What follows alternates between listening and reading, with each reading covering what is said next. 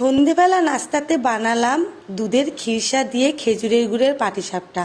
তো হঠাৎ মনে হলো যে একটু পাটিসাপটা বানায়, তো দুধ দিয়ে খিরসা বানিয়ে নিয়েছি শুধু দুধ আর চিনি দিয়ে।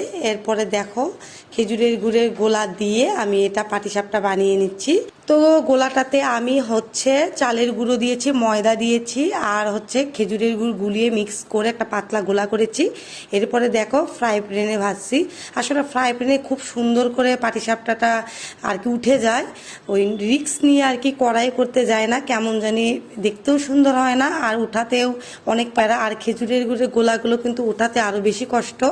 তো আমার কিন্তু এক একটা পাটিসাপটা চোখ বন্ধ করে 50 থেকে 60 টাকা হবে, কারণ আমি যে পরিমাণে পাটিসাপটার ভিতরে অনেক পরিমাণে খিরসা দিয়েছি, আর যে গোলাটা খেজুরের গুড় তো দিয়েছি, সাথে আবার দুধ দিয়েও গুলিয়েছিলাম, গুঁড়ো দুধ ইউজ করেছিলাম। তো দেখো কত সুন্দর হয়েছে না পাটিসাপটাগুলো, একদম সুন্দর।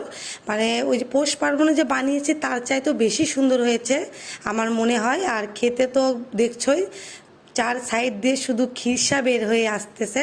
তো এখন তোমাদেরকে একটা ভেঙে দেখাবো, মানে কতটা সুন্দর লাগছিল। তো এই যে দেখো কতটা পরিমাণ খিরসা ছিল ভিতরে, আর খেতেও খুব মজা ছিল। তো কেমন লাগলো জানিও। টাটা।